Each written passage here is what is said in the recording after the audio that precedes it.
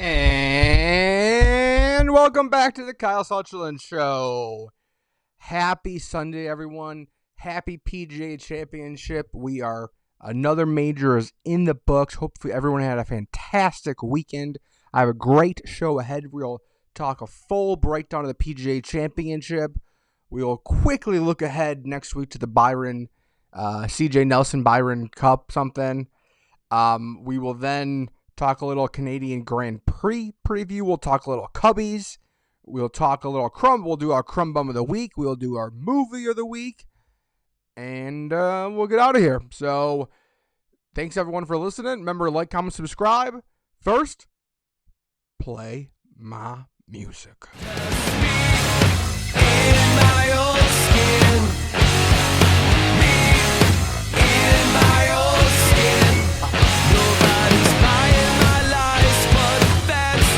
Hello. Welcome back. Hopefully everyone enjoyed a fantastic PGA Championship. I use the word fantastic because I could be using the word great. I don't think I boastfully talked, if you listen to the preview show after the third round, that we are in potentially the option to have an all-time PGA Championship. It's going to go down as the Hall of Very Good PGA Championships. Not bad at all. There was a ton of great moments. It got a little boring on the Sunday afternoon. And that's coming, and that not meaning, I'm going to watch golf other than anything else, but when someone's got a 3-shot lead, and this seems like this course, it didn't seem like there was a bunch of options to make doubles coming down the end. At worst, you were making bogeys, and it seemed like the leaders, like I said, Smalley and Schmidt, we're not coming with a full. That can't imagine that lead. He slept very well on that lead last night. So not surprised that he didn't win. And like I said yesterday, it's going to take. I said yesterday, I called a 65 is coming through and winning this tournament. I was a little surprised that 65 came from someone that near the lead. I thought 65 would come just like kind of JT did, which is kind of who I was rooting for. Maybe a Rahm root for.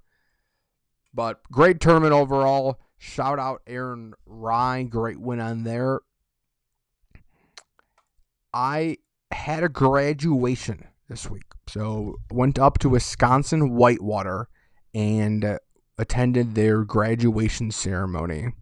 And one of the student speakers had a absolutely fantastic speech where she took a deep dive into the weather.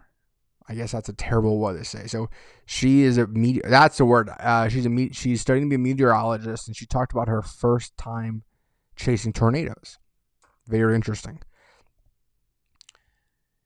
She talked about, from a scientific standpoint, what she learned needs to come up. And there's something called the storm cap. Now, she explained it in much more scientific terms, but essentially all the things need to come together. The positive charges, everything, and the storm kind of starts spiraling. These are before tornado guns. And everything in this thing needs to spiral around. All the charges. If one charge isn't there, we're going to get a crazy lightning storm. We're not getting a fucking tornado. But if everything there, if everything spins, if everything is perfect, the storm intensifies. And it intensifies at a point where before it was just chilling. You look to the wall, you look at the sky's fine. And then the weather begins.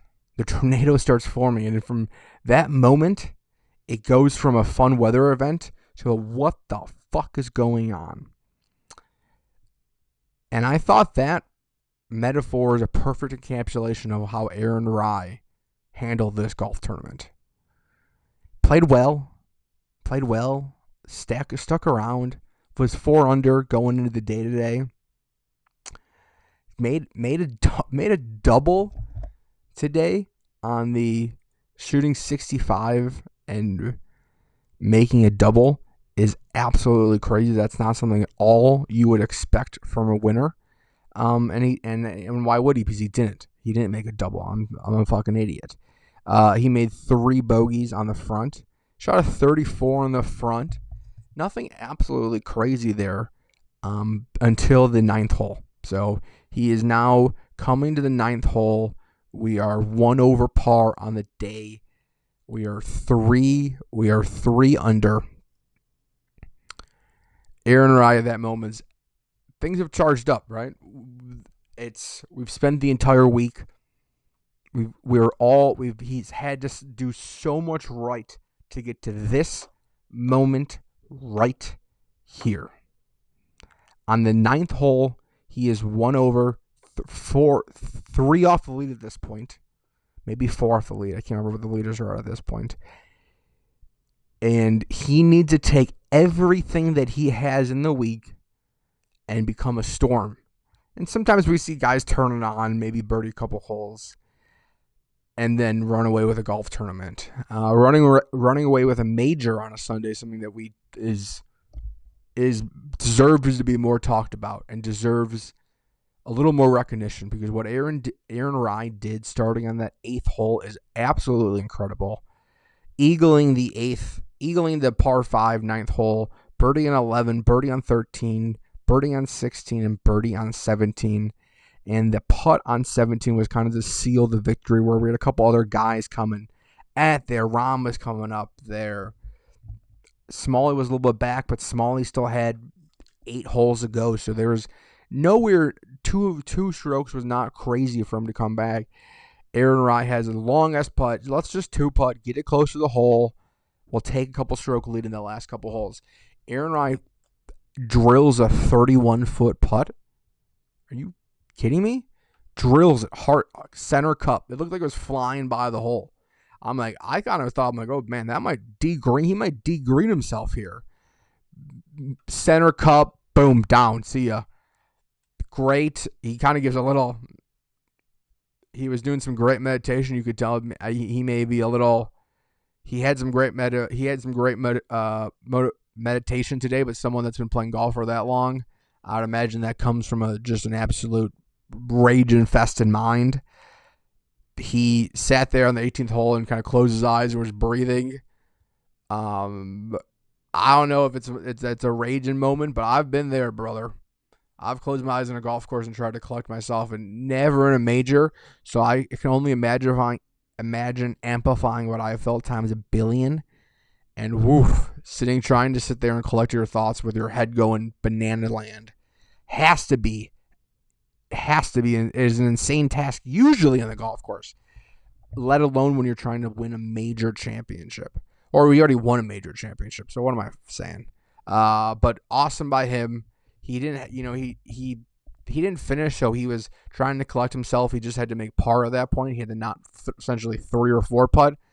Calmed himself down, made par, coming in at 5 under with a 65, and making 3 bogeys is a hell of a way to win your first major. So congratulations to Aaron Rai. That is a phenomenal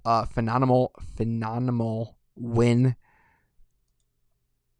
Winner of $3.6 million, and will be playing in the PGA Championship for the rest of his golfing life.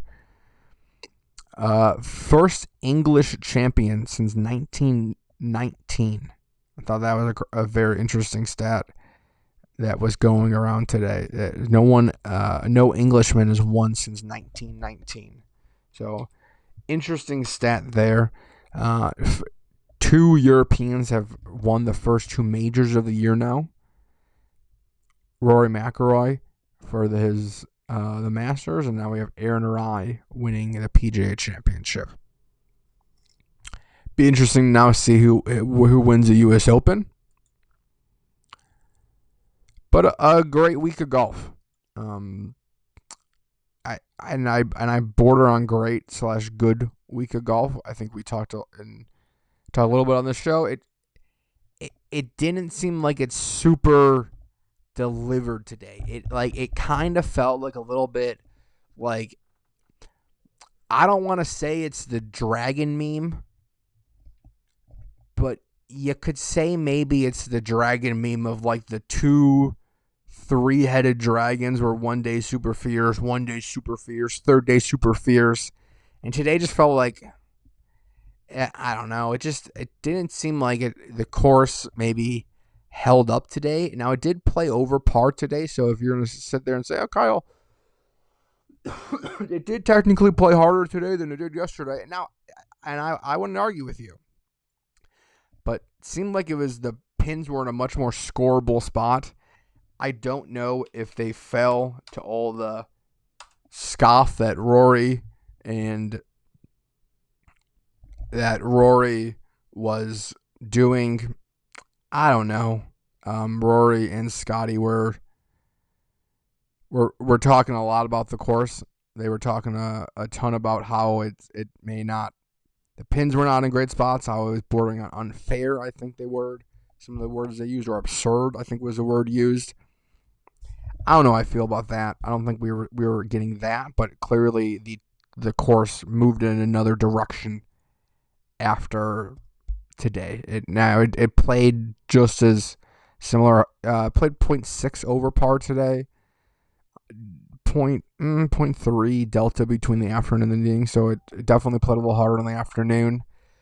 I don't think, probably the data is not super clean because some of the guys are chasing and maybe making some bogeys.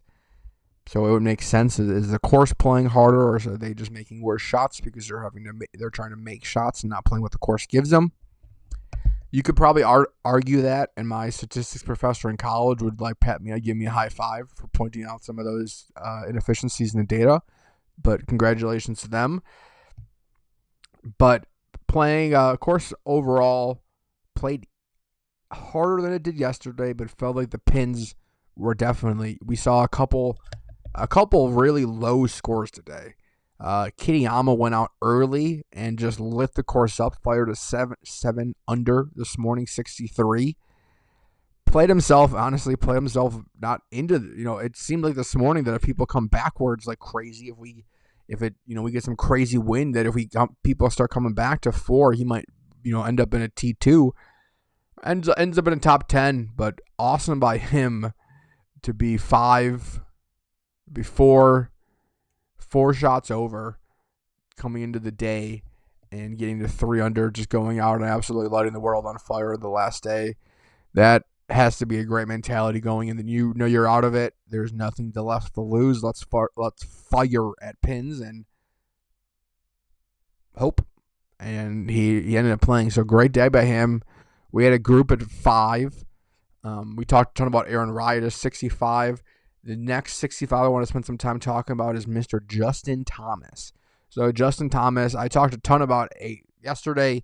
The evens will probably have zero chance out of it. We're 5 shots off the lead. Not so much how many shots we're off the lead, but how many people are left that we have to jump to get to this lead. If the people earlier are making birdies and eagles, there is a statistical standpoint that the people later will be making some of those similar birdies and eagles unless someone plays out of their mind. Similar Kitayama today with 3, making 3 more than anyone else did. So I thought Justin really didn't have a chance yesterday. I think I claimed him that he was a bogey. He was not going to. I think I even claimed Aaron Rai yesterday as a bogey. So shout out me, bad take by me. We had Justin Thomas come out today, even par for the tournament, fire 65 to get to 5 under. And for a while there, it looked like 5 under had a legitimate chance. We had a couple people moving around. Smalley and Schmidt kind of started with the lead and both kind of blew that. Rai didn't. It looked like he was only 1 over or before the bogey, before his eagle on 9 after the bogeys. He was only 1. He was 1 over on the day, so it looked like he wasn't going to light the world on fire like he did on the back 9 either. So Justin looked like, hey, there's a legitimate chance that maybe we're playing at a 5 under playoff today, especially if this course dries out and gets harder in the afternoon.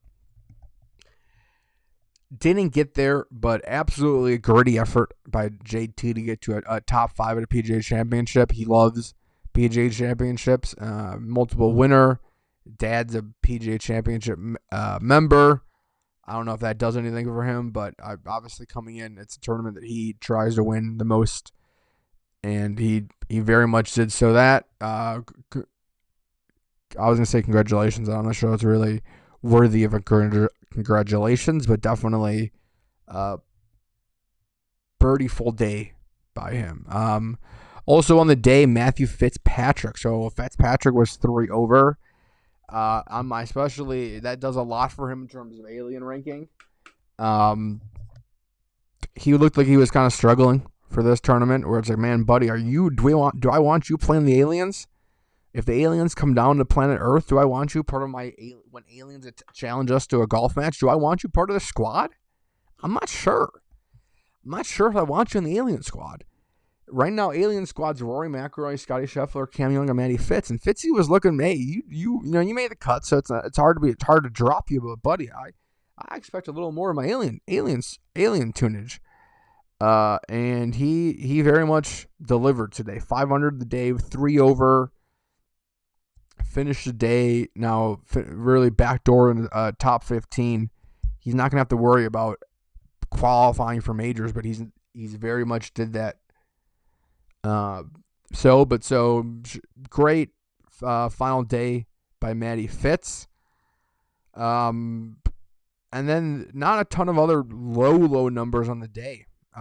We saw much lower numbers in the day yesterday. A couple guys that were kind of out of it, that Alex Noren and Javar Casey, both got Casey Jarvis. Geez, I don't know what that was. All were 4 under. Both were 4 under the day. Noren was just get back to even, and Jarvis was 6 over for the 10 over for the tournament. So just gone back down to 6. Moved him up a bunch of positions though. T65 though. Some other guys I want to say that had a great day that just did not do enough was Jon Rahm. John ended up finishing the tournament for second place, 2 under in the day, 6 under. John did a lot to win this tournament. He did some right things to win this tournament. He did some bad things that unfortunately, I wouldn't say he did bad things. He didn't have a bad day. He just didn't seem like he couldn't step through that door, kind of like Aaron Rai was doing, right? It seemed like where we have these guys that are so dialed in on the PGA Tour. I was watching live from afterwards, and Brandel was just going in. Like Brandel's favorite thing to do, and I, to hand up, I enjoy doing it too, is just taking a hammer and just beating Liv down. Brandel was just going in on how Rahm's game's fallen off after going to Liv and how far he's fallen and blah, blah, blah, blah, blah, blah. So he's just going absolutely bazonkers on all this stuff. And, it kind of makes sense, but kind of doesn't, right? John has been playing great golf on Liv also. So you would think that would translate, but just that on that final day, it just did not seem like he had that last that it needed to kind of get over that line like everyone else did today. So not an absolutely bad day from him, especially from compared to some of his other compadres on Liv, i.e. Bryson. John had a great day today. So shout out Jon Rahm for the day. We talked a ton about Alex Smalley yesterday. That are you going to have enough? Are you going to never have won a PGA Tour event, 54-hole lead? Can't imagine that kid was sleeping very well tonight. Did nothing to lose himself the golf tournament today. That's a lie. He did some very much himself to lose himself the golf tournament on the end of it. Made a double on 6 and made a bogey on 8. So it was 2 over on the front 9 and kind of played himself out of the tournament. Kind of lucked out that he made a nice eagle on 16, par 5, got himself back in, and then made a nice birdie on 18. Kind of backdoors away into a T2. Not a bad day from Alex Smalley, right? You can't say an even par is a bad day, but he clearly did not do enough to win when also the door was open, right? You saw that door open. He very much had a chance, especially before Aaron ran off with it. He was coming later. He had the most strokes left. Same thing by Matty Schmidt, who was also 1 under in the day. He was in the final group today. Kind of a crazy day by him. Not a super crazy day by him. Makes 3 bogeys and 4 birdies, but again, the door's open for him. He could have kind of coming in 2 under on the back. He's right there at 7. He had the lead for a good while, and kind of gave it back. So unfortunate by Matty Schmidt. Would have liked to see some of these young guys. Would have been interested to see them, but also I kind of called it. This group at 4 under feels very different. Very different days by this 4 under group. Cameron Smith honestly feels like that feels like a big win. I'm going to say him walking away from this tournament with the T7 4 under is a win in his eyes. He's made a cut in a major in the last 4 or 5 majors since his win. So he's been struggling. He has not, or maybe not, it's not a top 20 or something, but he has not been playing well in the majors whatsoever in any capacity. So Cam Smith coming back today in a top 10 in a major is, I imagine, going to do a lot for, we talked about how much winning going to do for some of these guys, but I think so much playing good golf in these majors does a lot for these guys as they start the conversation of where they're going to be playing next. If the door opens up of another, hey, you've won a major, there's something coming in here, we're not going to take slouches. I'd imagine a top 10 in another major is not going to hurt him doing by that whatsoever sense. So overall, good leaderboard, good finish for the day. Kind of was hoping, obviously, Jordan would play his way into the tournament somehow today and be at that, that 60, would have been great for him to be that 63 and come in there. What Kitayama did this morning, but not terrible by him. But yeah, interesting tournament. I think what will be the overall talk of the tournament for most people will be the course. I think Aramnik I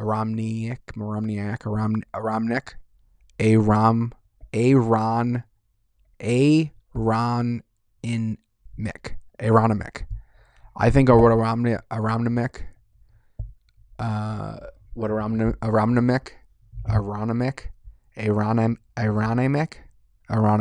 What I think Aronimik will be, the story of the thing will be Aronimik. That was absolutely the winner of the week. That course was fantastic when they put the pins like that do. We get some absolute carnage, which was very fun to watch.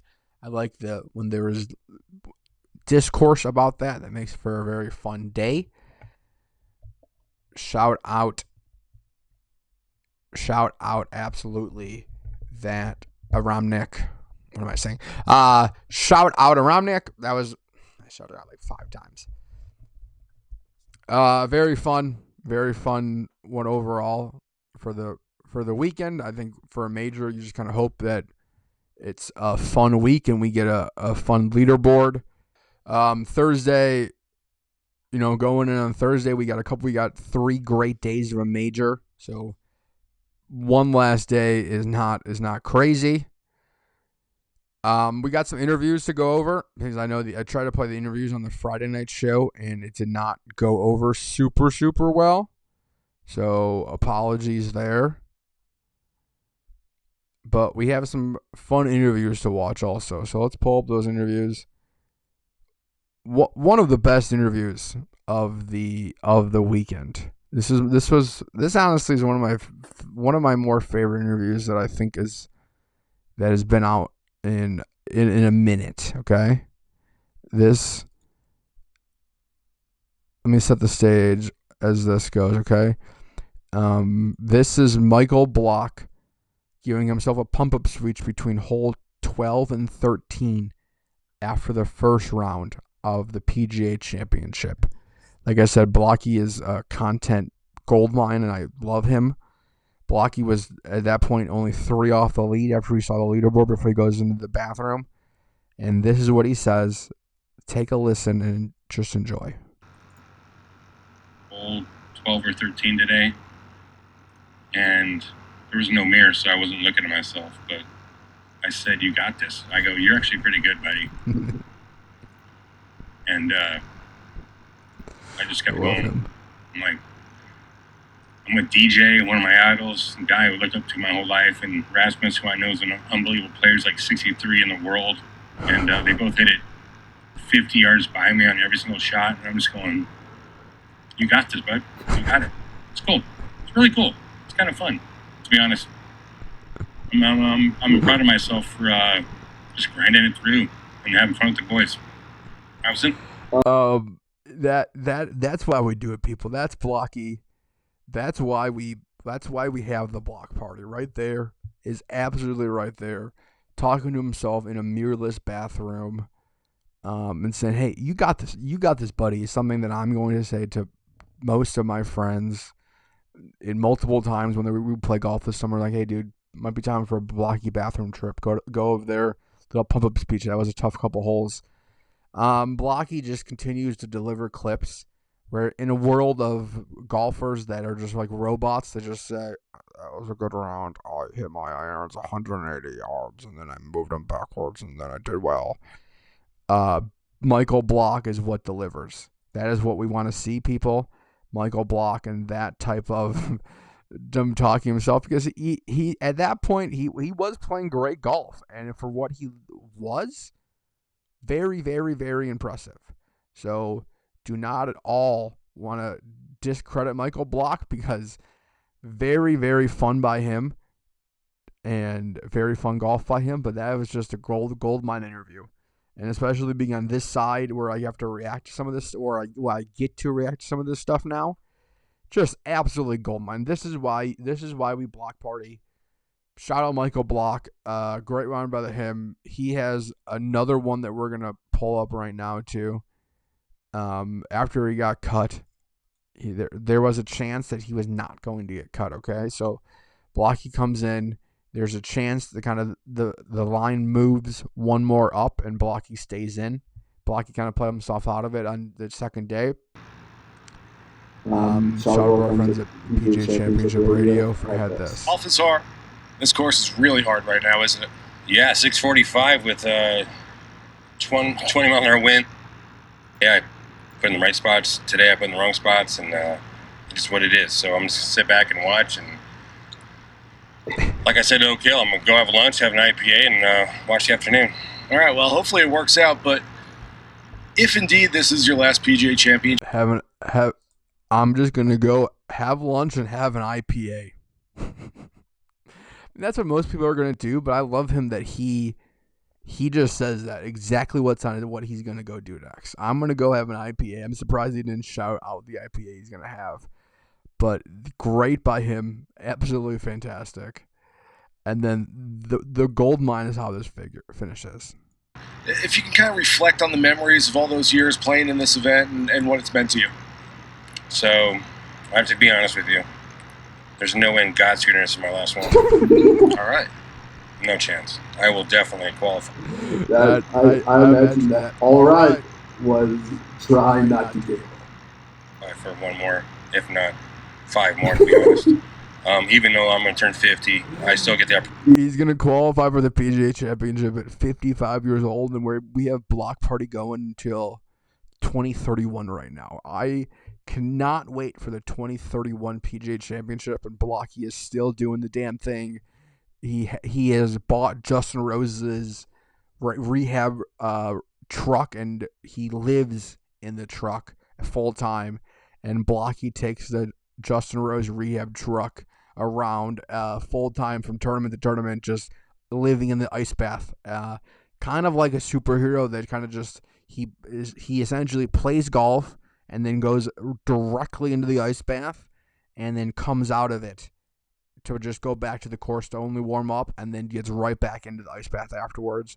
That's how I want my Blocky for the 2031 PGA Championship. I think that would be If we're 2031 and we have Blocky still on the PGA Championship, then still qualifying, great. Blocky's going to qualify for the PGA Championship starting when he turns 50 this year, and that will be very fun. That will make PGA Championship. I imagine he'll qualify for some of those events. I don't know how that totally works, but Blocky may be a PGA champion. The Champions Tour is going to get some real winners in the next couple of years. Phil might go to the Champions Tour, or we might have Tiger playing Champions Tour golf. This very well might become a Champions Tour show in the next 5 years. And we're just talking Hendrik Stenson and Bernard Langer and Tiger Woods and Phil Mickelson's just hitting it 240 yards and dominating people. But that's why we block party so people. So one of I think the more probably USA Today storylines of the tournament today that you probably saw, that you're going to see from a lot of the dumber talking heads of golf. The people questioning, this was a dumb thing. Why did this happen? We talked a little bit about this on Thursday's show right after it happened. But this was super interesting for the day. Garrick Higago had a 7:18 tee time Thursday morning. Shows up at his tee time 7:18. I think it roughly came out to maybe 30 seconds late. He pulls up on the tee, gets told he has a penalty. His caddy's yelling at him from the tee at this point. So he's very much aware that he's late. He's very much aware that he's going to have a penalty. In his mind, he is still saying 7:18 is on the clock. So if you want me there at 8 o'clock and I show up at 8 o'clock, that means I'm on time. I'm late, but I'm on time. Like, I like his logic. But I think in the rule book it says 7:18:01 seconds is when your tee time starts, and after that is a penalty. So, but I like him arguing because this might be something else that kind of lives off him, because you can be late on time. You can be on time but late. That's something that can happen. If you want me there at 8 o'clock and I show up at 8 o'clock, that's you want me to punch in at 8 o'clock. And it's kind of is the opposite of this whole, everyone complains about the millennial workers that pack their stuff up at 4:30 and leave the office right away. It's like, dude, he was practicing right up until the moment. You want him to not go out there practicing? Like, okay, no, I want my guys practiced. He was like, hey, I have 40 seconds until I'm late. I'm gonna wait. I'm gonna do it. And so that's what happened. Great job by the PGA Tour, by ESPN on Friday, trolling him. They had like a 5-minute countdown of him waiting by the first tee. Just an absolute troll job. And you can't hate to see it. That was sort of funny. So kind of like that. But this is Garrick Higago in his post-round interview. Golf.com classifies it as a must-watch. So strap in. Let's go. Is if you're 1 second late, you're late. So if you think about it, I was there on time, if you know what I mean. But I don't quite. No. What is it? What do you say that you were there on time but late? I was there at 7:18:30 seconds. And you know 7:18 was the tee time? Yeah, or something like that. 7:19, whatever it was. I don't know. I always cut it. So that's right there, right? Is that I cut it pretty close. He's about to say right now, right in this next clip, but I'm on time but late is an absolutely. We want another chef's kiss of the weekend. That should hopefully live to see much longer days. Some of the blocky stuff does also. On time but late. Gotta heart that one. That was a absolutely fantastic one right there. Love to see, and that great by him. I don't know how long that will stand with him. I imagine that will not be going away from him. One of the more interesting stories that I thought also of the weekend that I heard, and kind of fits a lot of the live storylines we talked about. Like, are these guys still playing golf? Martin Keimer, PGA Tour winner, was at the PGA Tour. They kind of, it seems like they're trying to copy Augusta. I'm sure they've done it for a long time too. So, but they have a dinner with all the PGA Tour players or the PGA champions that night. And one of the people that was sitting next to Mordenkeimer essentially asked him if he's playing golf this week, and this was his response. I tell you a funny story. On Tuesday evening we had the champions dinner, and there was a gentleman sitting next to me from the PGA of America, and he asked me if I would be if I still play. And I said, "What do you mean?" He said, "Well, are you playing this week?"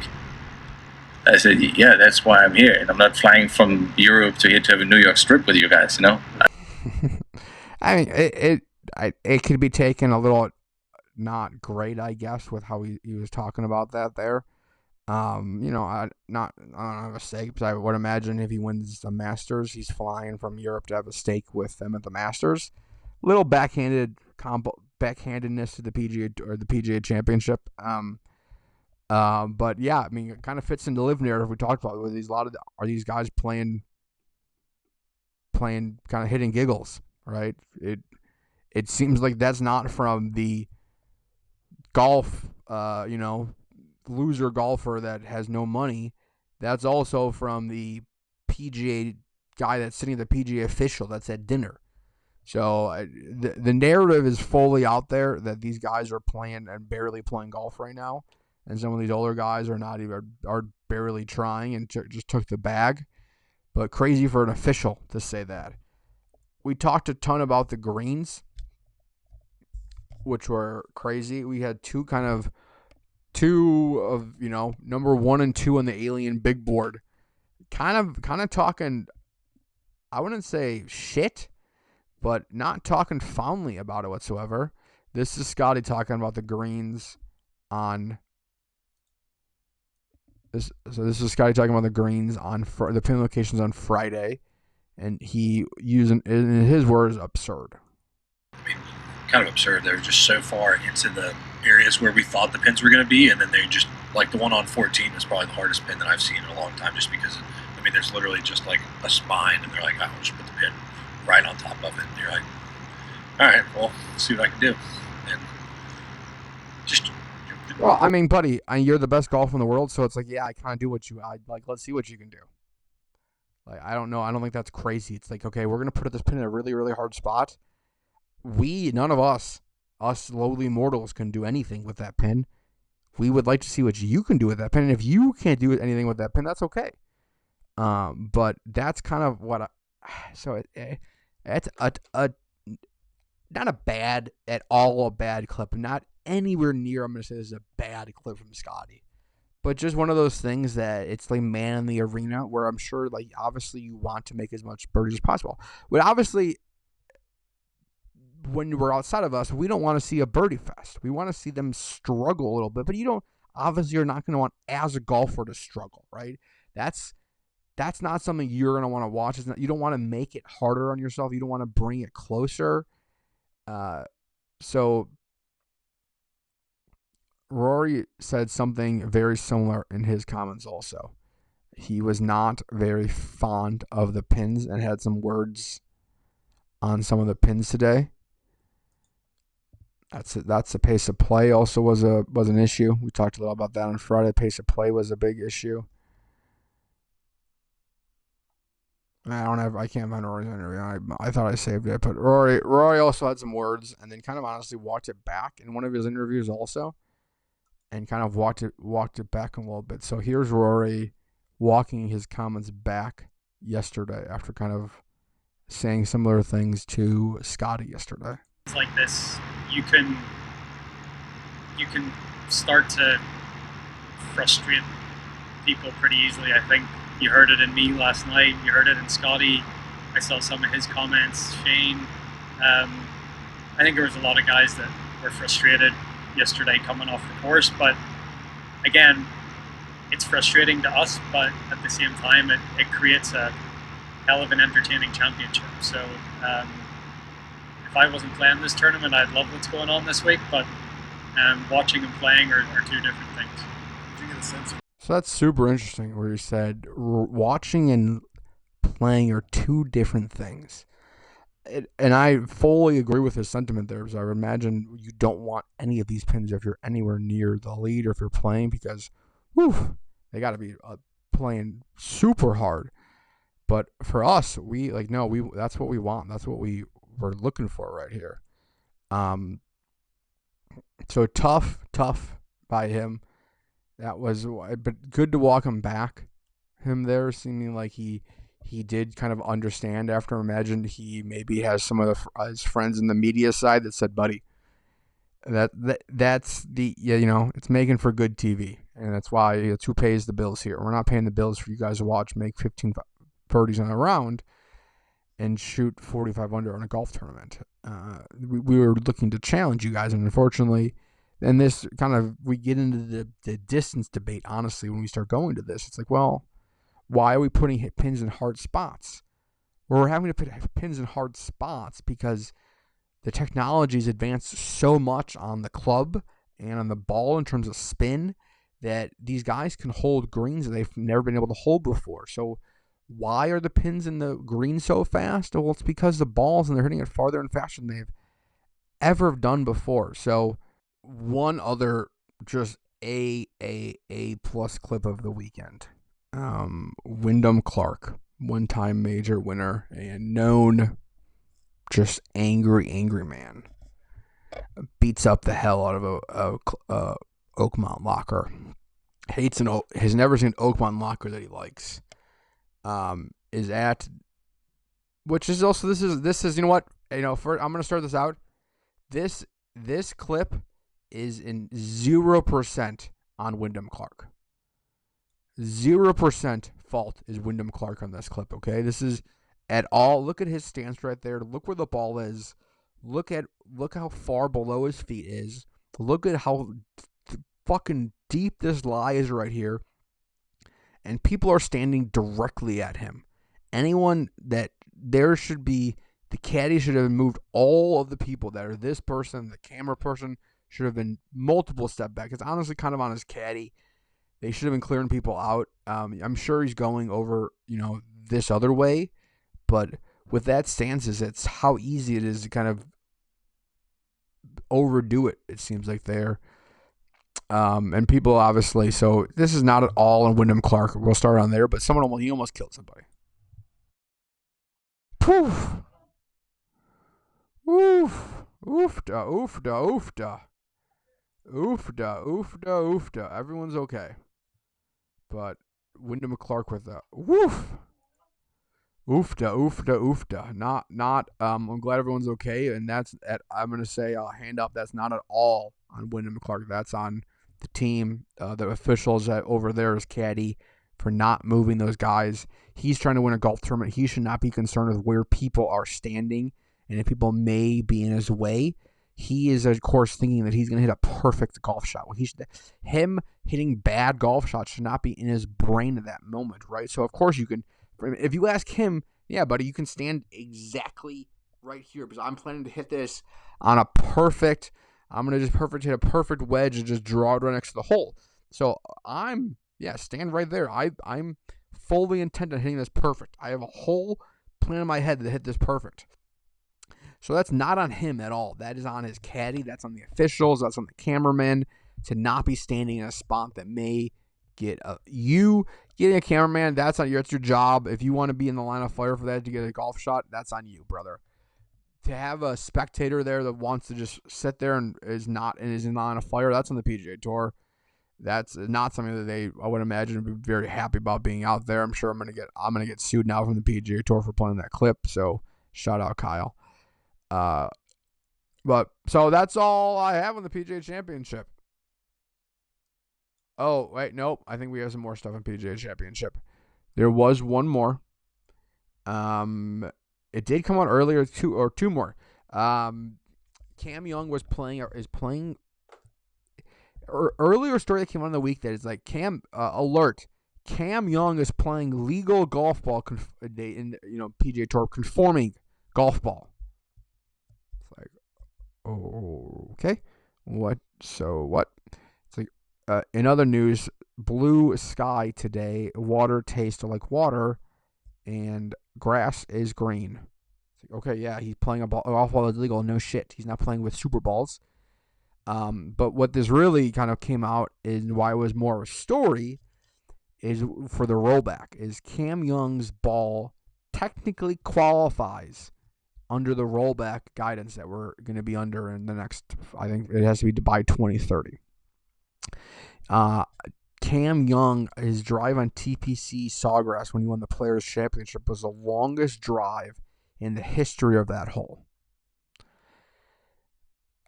I don't think the rollback's going to work like we think it's going to work.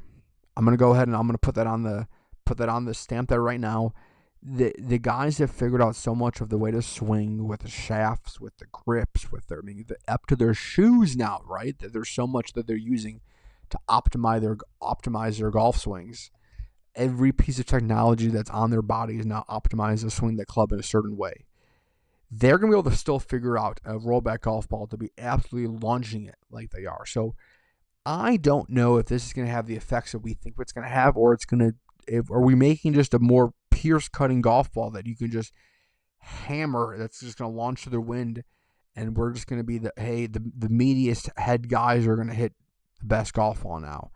I don't know if that's where we're at, but a weird thing to come out earlier this week, and then a weird thing to put that together. And I think what that says for the rollback is going to be super interesting. I don't know if we think it's going to be like it's really going to act like we like, or if that was the really way. We have a lot of interesting rollback discussions still going on in golf right now of saying like, hey, maybe this isn't the way, maybe ball's not the way. It's like, well, it seems like the ball companies, everything's moving that way, and it seems like every other, like Fred Ridley endorsed at the Masters, it seems like it's very much moving that way. But interesting there. Not an interesting for overall for the where the PGA Tour is going, right? We know that it's going to a spot where people are hitting the ball less, or people are hitting the ball too far, and less golf courses are able to be played. We've lost, they're having to move tees back because these guys are just bombing it over all the bunkers. So all these great architects that designed all these holes, the risk reward, you have to drive up the left side of the fairway. People are just smashing over all the bunkers that matter now, and all of a sudden now it's just we're playing driver wedge putting game. So essentially it's who can drive the ball the furthest, and then who can hack the ball closest to the hole using their wedges, because it doesn't really matter if you're driving that far and you only have 30 yards left. You have a lot of club selections from 30 yards. When you have 160 to 145 yards left, your numbers change a little bit. The amount of spin you can put on a golf ball changes a little bit. How much your golf swing, how much power you need to put in there, how the things that can go wrong. Now people can you can also say, hey, well, there's a lot of things that can go wrong on a short wedge out of the rough. I'll stand by that. That's not something that's super crazy at all, right? A short ball coming out of the rough is not at all crazy. But we're headed in a way that it makes sense that we do need a rolled back golf ball. But I don't know. We need something that's not going to be going as far. I don't know if a rolled back golf ball is the way to do it, especially if we're saying that the ball that Cameron Young hit the furthest ever drive at TPC Scottsdale is a conforming golf ball to that. Next story is what you see me typing in here.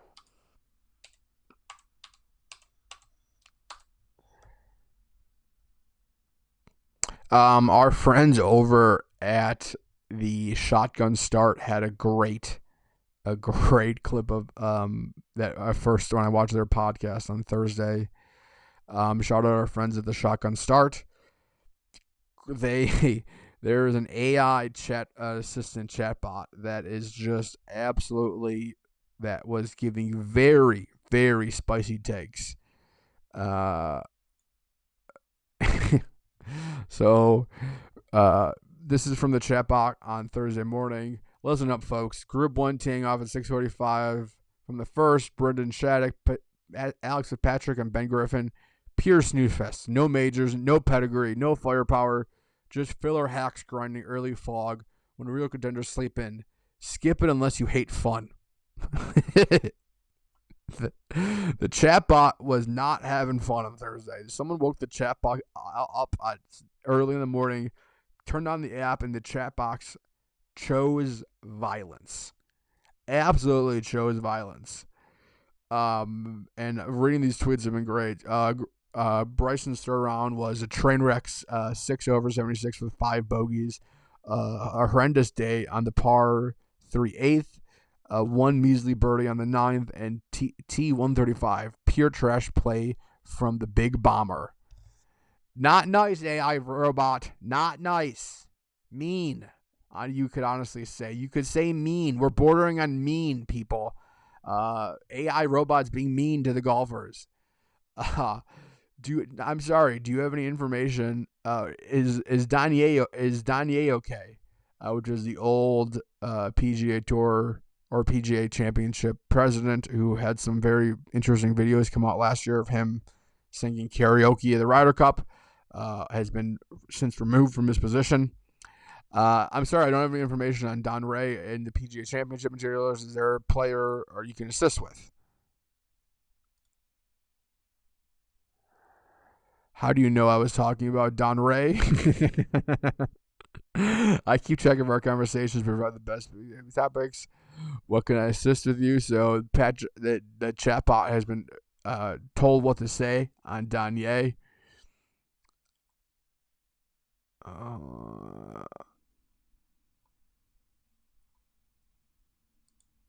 Let's see this one.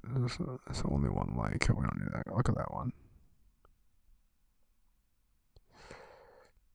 So that's enough of chatbot fun. But so great from the chatbot. That was a great story. I loved that one on Friday or Thursday when that came out. They kind of shut the chatbot down after that. They put guardrails on them. Sad, or her, whatever avatar you want to call it is. But very pretty funny.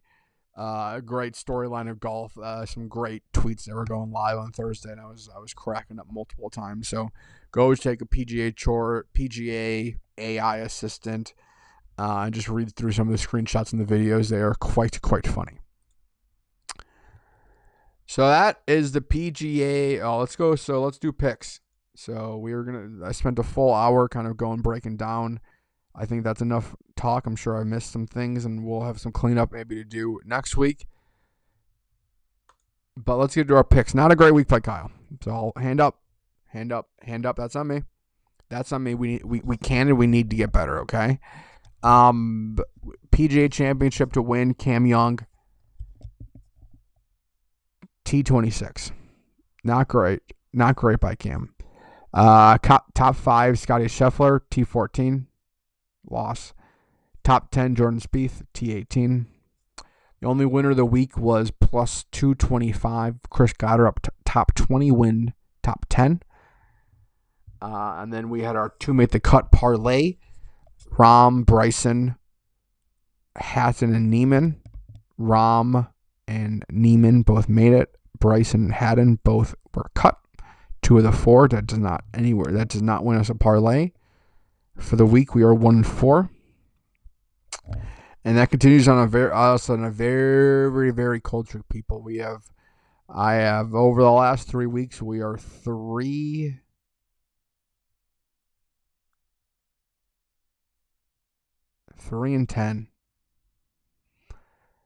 3-10 is tough. I'm going to go ahead and just say it out there. 3-10 is, we're on a little bit of a cold streak, people. Not very fun week. Not great by me. I'll go out there. Our win percentage has fallen below 60% for the first time on this podcast. Not great. We can and we will be better. Okay? I'll say it like that. We can and we will be better. We will win. We will win. Gambling will not beat us. We will beat them. Okay? And that's just how it works. So, moving to the CJ Byron Nelson at TPC Craig Ranch next week. I always love these post-major weeks because it seems like such a nothing will be such a letdown as the post-Augusta, where I'm coming up here and I literally have the post-Augusta blues. I don't think I'm going to have a ton of post-PGA Championship blues this week, but also, it's a major. I'm always, one of the 4 weekends of the year. That's a ton of fun.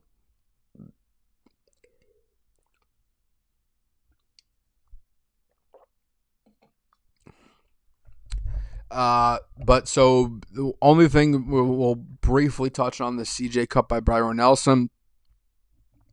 This is one of Scottie's courses. Scottie loves this course. It's not Scottie's course.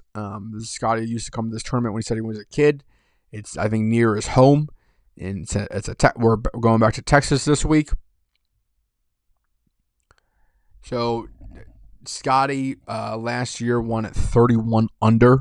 So absolutely lit this course on fire.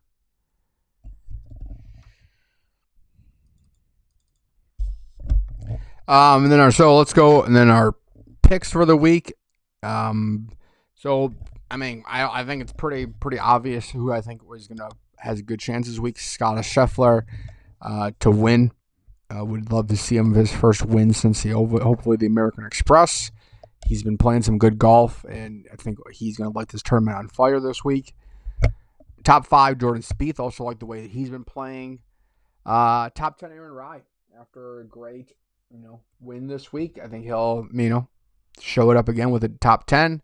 To make the cut parlay is Brooks Koepka, Adric Polketer, and Garrick Higgago. We are taking the fact that Brooks needs wins. Polketer hits the ball far. Higgago was late this week and is going to hopefully play spicy. Spicy enough to win. Spicy enough to finish top 10. Spicy enough to make the cut. Let's hope.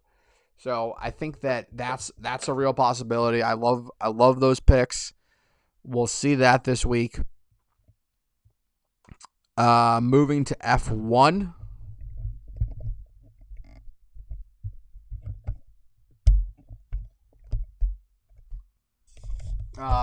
Moving to F1. It's back now after another 3-week break. So now we've had a 5-week break.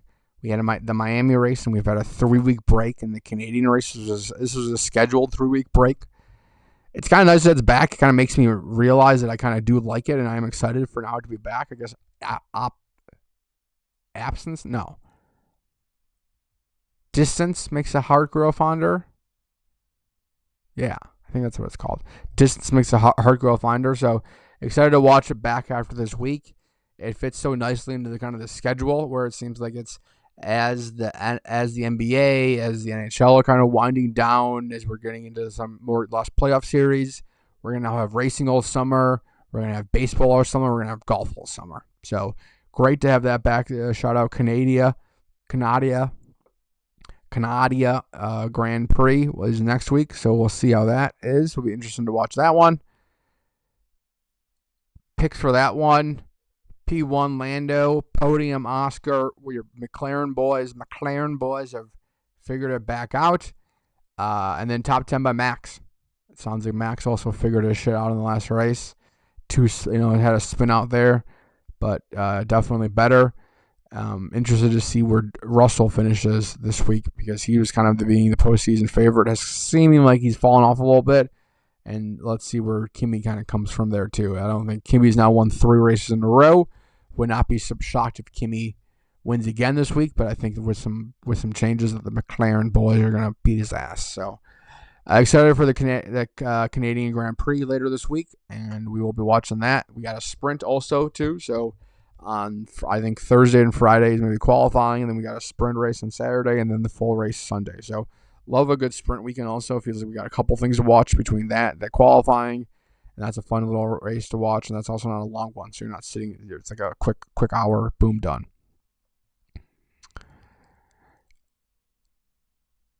Cubbies, not a great week by Cubbies. So tough. Actually, kind of a tough week. Tough loss versus Sox today. Don't love that. Do not like losing to the White Sox. It sucks. We haven't really had a great. It's good to see them getting better. I'll say that. It's good for the city. I like when they were under our thumb and we were just beating the doors off them. It seems like they're coming back. So it seems like there's a chance that the White Sox actually do have a team. I think I heard on the radio today that they're the only team to have with 3 players of 10 or more home runs. Good stat for them. They have a couple of their young guys. I don't know a bunch of their young guys. Besides watching them this week, I have not spent a ton of time watching the White Sox. But beat our first place doors off 2 or 3 games. So shout out to them. Losing 2 of 3 to the Rangers, and then losing 2 of 3 to that of the Braves also this week. So 3 straight series losses. We're still in first place. We go to a tough week of baseball. So play the Brewers for the next 3 games. And I think we got the Pirates, and then we got the Cardinals. So we are going to be into it here. We're going to see if what some of the pitching injuries are going to kind of do to us this year. You know, I talked a lot last week about the bullpen and who we trust. I think Palencia, watching him still weak, is I still very much trust Palencia. Everyone else, I liked Webb. I think it's Matone or Matone. I can't always forget how to pronounce these names.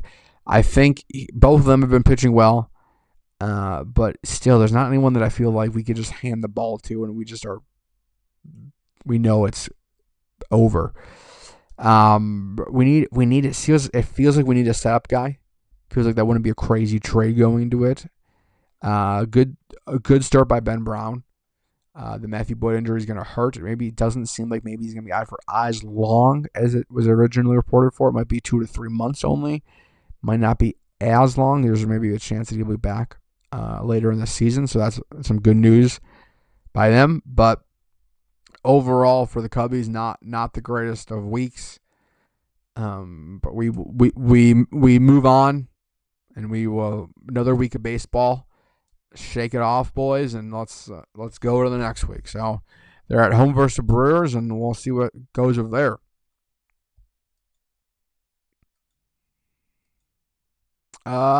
So we want to do movie or Crumb Bum of the week. Or we want to do we had to do Alien. We forgot to do Alien Tracker. Okay, Alien Tracker. So if you see, I took a Clorox wipe to the board and cleaned it. So shout out anyone that's in the comments saying this podcast is an unclean podcast. That's untrue. When aliens challenge us to golf, okay, listen, when the aliens come down and say, we're playing golf, we're taking your golfers versus us, and we're playing, who do we want to send out there, okay, as humanity? We got 4 spots. We got 3 bench players, okay? Our 4 players have not changed, okay? Rory, Scottie, Cam Young, and Matthew Fitzpatrick, okay? We have now added bench players who earned a lot of bench points this week. Is Mr. John Rahm earned a lot of bench points this week. He has very much played his way in to earning a spot up there. Mr. Ludwig Orberg is also, he's been a good golfer, but he's also joined our bench. And Xander Schauffele, he's also joined our bench. We have our collection of golfers that are eligible at their current rating based on the Kyle Suchsland grading system. That is a proprietary system, so I unfortunately cannot give you how it is done.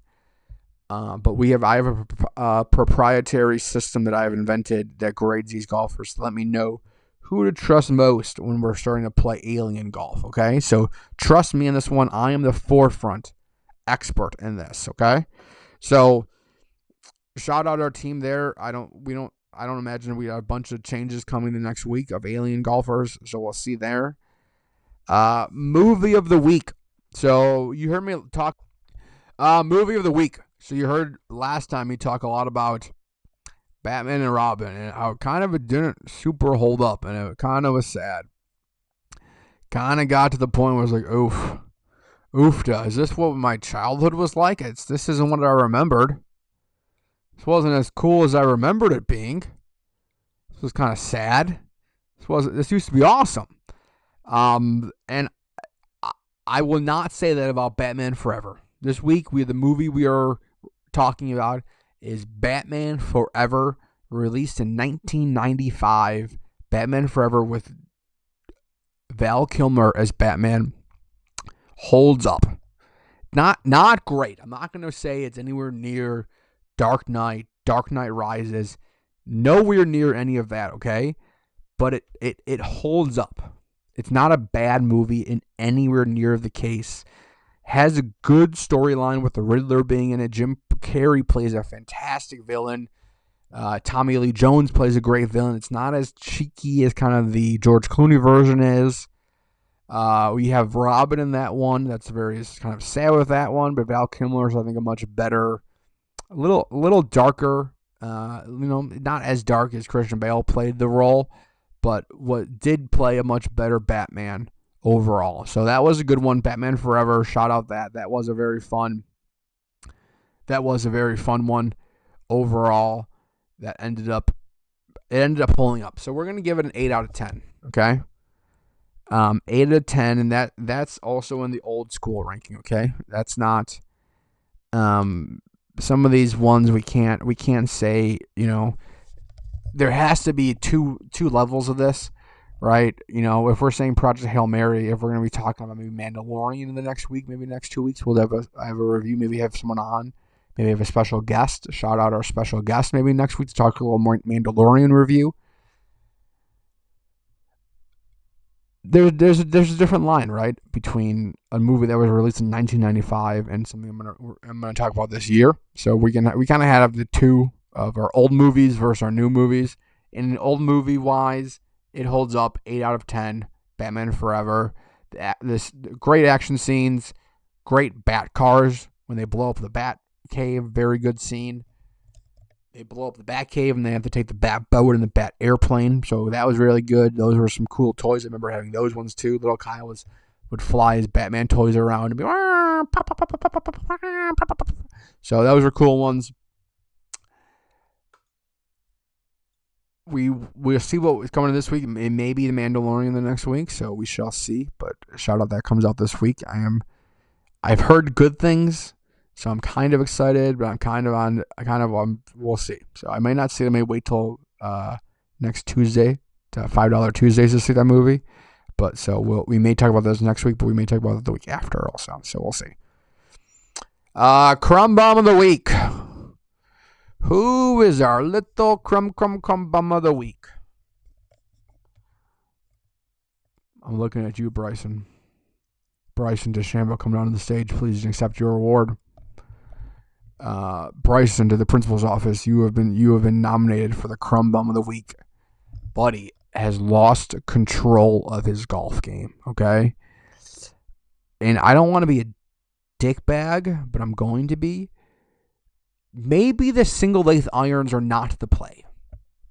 Like, I get he's done a lot of work and physics and 3D printing, but like at some point, just go to the superstore and buy a set of irons that every other person in the game is using right now. Like, you're probably a generational talent. It seems like you're kind of at this point throwing it away because you think your science is you're smarter than the club manufacturers, right? I don't think at this point we can say much else about him, where he's absolutely beyond talented and seeming like he's kind of getting in his own way. I'm sure that swing does stuff for him. I'm sure that swing helps him in some way.